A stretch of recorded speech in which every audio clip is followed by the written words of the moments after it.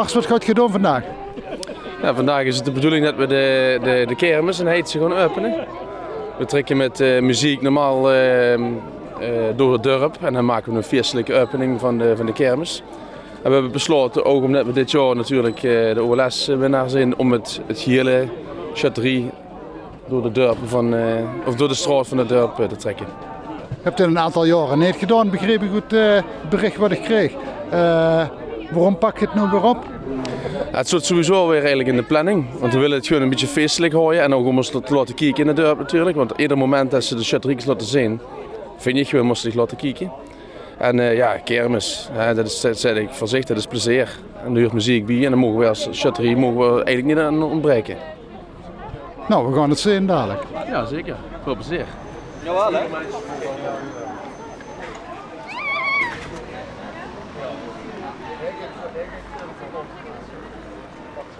Dadelijk de kermis aankomen. Dan doen we even kijken hoe dat we stoppen, dan doen we links of rechts op. Voorwaarts! Mars!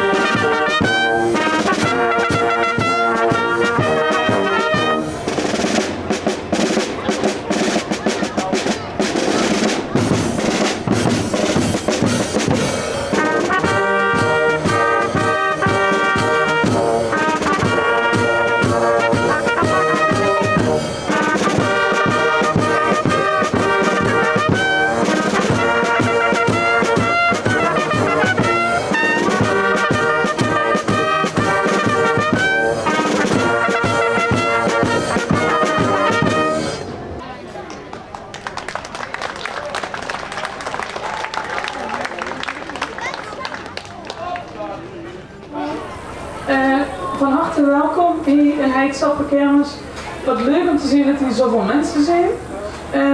We hebben als Schutterievenheidse samen met de stichting Kermisexploitanten contact gehad om te kijken wie kunnen we dat openen van de kermis nu weer nieuw leven inblazen. Want we vonden eigenlijk wel dat een Durbussheidse, maar vooral ook de kermisexploitanten die ieder jaar hierheen komen, het verdienen om weer in het zunken gezakt te werden om hier een schone bloeiende kermis te hebben. En we hebben samen met de mensen die op de kermis staan, alle kruimkes die op de kermis zijn, alle attracties die zijn, afgesproken dat we hier met elkaar samen willen werken om voor u een leuke middag te organiseren. Dus we hebben ook met muziek hierheen begeleid.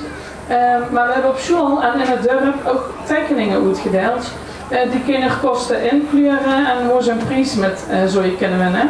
We hebben een aantal tekeningen uitgekozen, want de kermisexploitanten hebben kaartjes voor de attracties of kortingskaartjes voor sokkerspin of het lekkerste eten beschikbaar gesteld, waar we hun heel dankbaar voor zijn, dus daar moeten we ook zeker een applaus voor geven. En de prijswinnaars wil ik zo bekend maken. Zijn deze activiteiten belangrijk voor jullie? Ja, zeker, die zijn heel belangrijk. Het is gewoon geweldig dat de schutterij heeft zelf contact met ons opgenomen. En dat is zeker heel belangrijk, want het trekt toch mensen. Het zou mooi zijn als er vanuit de kernen meer actie werd ondernomen om samen met ons dit te organiseren. Er gebeurt te weinig, vindt u? Ja, absoluut. Ja, op zo'n manier krijg je wel meteen een hele hoop mensen naar de kermis. Ja, dat zie je. Kijk maar wat hier loopt. Dus het heeft in ieder geval wel zijn effect gehad.